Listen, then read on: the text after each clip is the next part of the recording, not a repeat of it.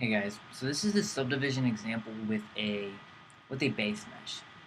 Like I said, I didn't want to confuse you with just Dynamesh, so I wanted to say, what if you had just a base mesh? Okay, so you have something simple that you created in Maya. Um, if I show you this, just go into Maya, create a couple, it's a simple shape, bring it back in here, and so just bring in something that you're starting off like this. Okay, okay. And so, if you haven't seen the Dynamesh and subdivision tutorial, it'll be right before this. So now that you have this, I'll go over the divide and I'll go over what you need to know again, just to re-emphasize it.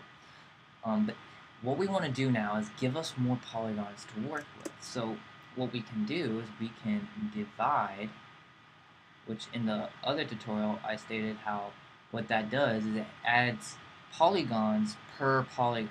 And in this case, if we delete it, it's going to add 4 polygons per polygon. And so I just deleted lower so we could see what it's doing. But if you don't delete lower, it's going to show you the lowest subdivision level at all times, which can be kind of confusing. But if you look up here, we have before we press divide, we had 255, and as soon as we press divide, we have maybe around 4 times that. Okay, so it's around that. Okay, so what I didn't really stress in the beginning tutorial with Dynamesh is how it's really important to start with all your basic forms. I just wanted to get that, to show you the idea of using divide, going through your subdivision levels, but now I want this to be about kind of getting your main primary forms in. And if you look up here, I use brackets to change my draw size, and look how slow it's going. It's because dynamics on. Just hold shift. I hate that they added that because it took me forever to find out, but hold shift and click dynamic, and now you can change it, well, much quicker. Okay, and so what we want to do is you get to a certain amount of polygons, 900, be very low, and then you want to get all your main forms in. You don't want to just start off with a million polygons. That's what every single beginner wants to do, is just get in there and start off with, you know, 2 million polygons. But you don't want to do that. You want to start off low. You want to go as far as you can um, before pressing that divide button. So I'm just gonna get this main shape in here. I'm not gonna do sockets or anything. Let's just get something nice and clean, so I can show you just how this kind of works and just the workflow with it. So see right here, we're running out of polygons. I can't give him a jawline. I can't emphasize the skull right here. So we have gotten to a point, right?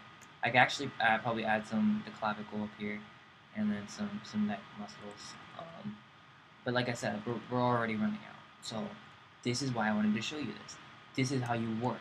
You go until you can't go anymore, then you can press divide. Saw what happened? It smoothed it out.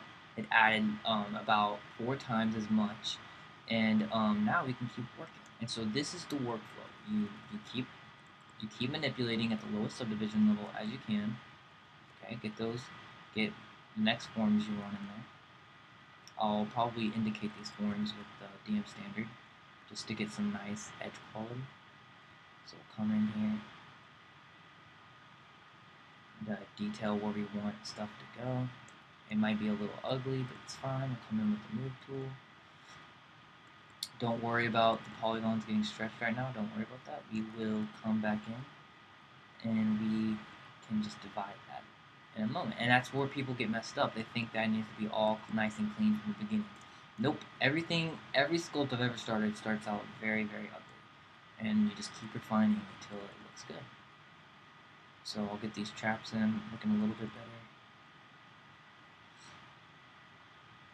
And I'm sorry if this isn't as fast as you'd like it. It's just the only way you'll really understand is to just see it. You know, you have to see the workflow, you have to see how I go about it. And that's really the only way you learn it, is by watching other people.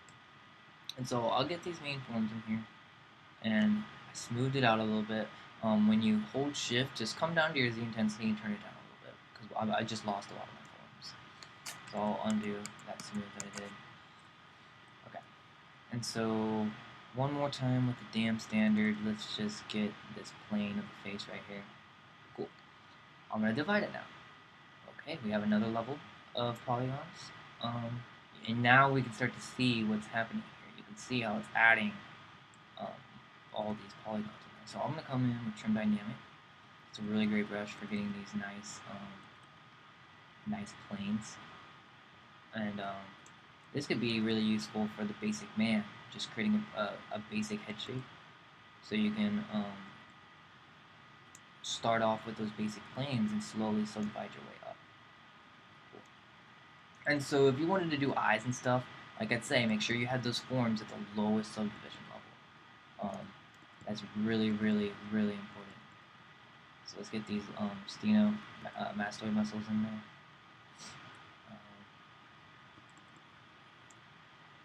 Cool. Clavicle.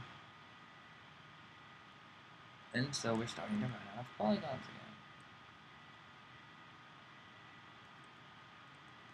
Just back. Cool. Not too much. Whatever. Whatever. Alright.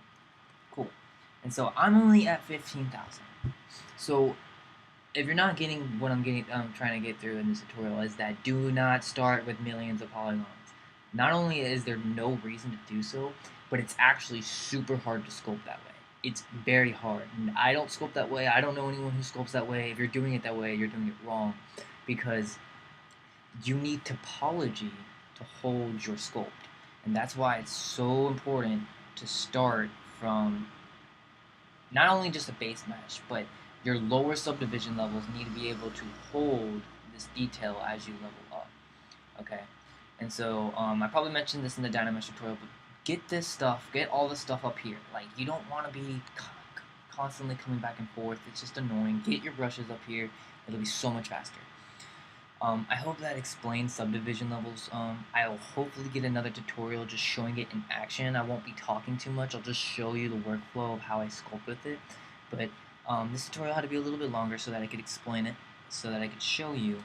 But to just briefly summarize, start from your lowest, keep working until you cannot work anymore. Press divide. Subdivisions will add polygons per polygons. In this case, it adds 4 polygons per polygon. And just keep working your way up. That's how you're going to get your details correctly. Anyways, thank you for watching. I hope you learned, and keep being a ZBrusher.